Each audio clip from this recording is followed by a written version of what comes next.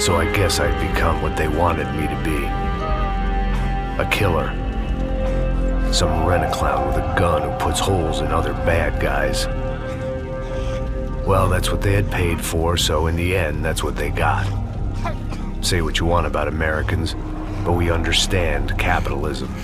You buy yourself a product and you get what you pay for. And these chumps had paid for some angry gringo without the sensibilities to know right from wrong.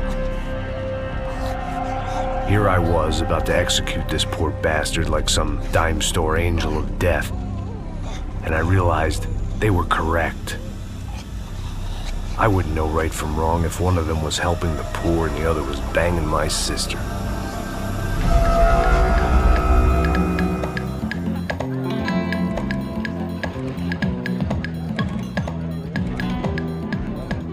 I'd arrived in Sao Paulo a few weeks before. I was working a protection detail for the kind of people who need protection in a town like this. And what kind of town was this? One where I didn't speak the language and they didn't water down their drinks. So for now, we seemed to get along just fine. Of course, that was about to change. Hey, brother. Hey. How's the cocktail? Scotch. I never mix my drinks. Well, at least not on duty. Something like that. Man, that favela is big. Yep. Nothing like the view of extreme poverty to make a penthouse cocktail party really swing. I guess they call it trickle-down economics. That's funny. It's supposed to be a charity thing. Drink and give money. I don't know, something for the kids. Hey, listen, man. We better look lively. This place is a nightmare. They just got cowboys running security downstairs. And something rotten in the air. That didn't mean much. There was always something rotten in the air. The family we were protecting were local celebrities, rich parasites with delusions of humanity. The kind of people who end up in glossy magazines or body bags, depending on how their luck runs. So where are they all? I see Rodrigo over there talking to that guy. Yeah, I don't know him. That guy next to him. He's some kind of cop. I think, I'm not sure. Serious, though. Big end cop, anti-gang sort of thing. I can't remember his name. So who's this guy? That guy's a plastic surgeon or some kind of surgeon. Tummy tucks and cock implants. Ha! Look at Marcel. Still dances like a fool. Guess that's what a European education and a coke habit will do for Ricky Martin look-alike. That's very funny, Max. Oh, excuse me.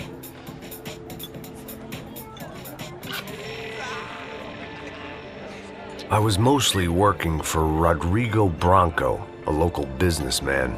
Built things, did some charity, had things named after him, won awards, owned things, people. One of the trophies he had won was his wife, Fabiana. She was hot and wanted to be dangerous. Some good genes trying to fight their way out of a cesspit. She'd married well and was now at leisure to regret her good fortune.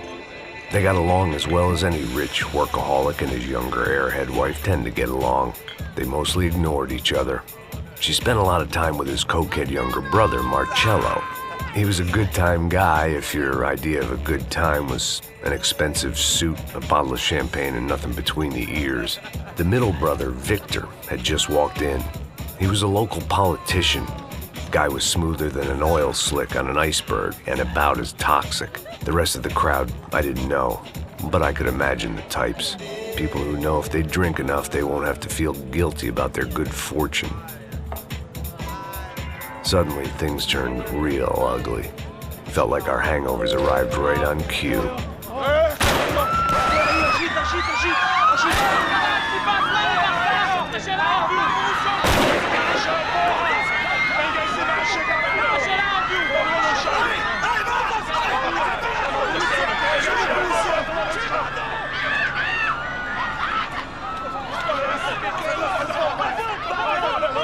Passos!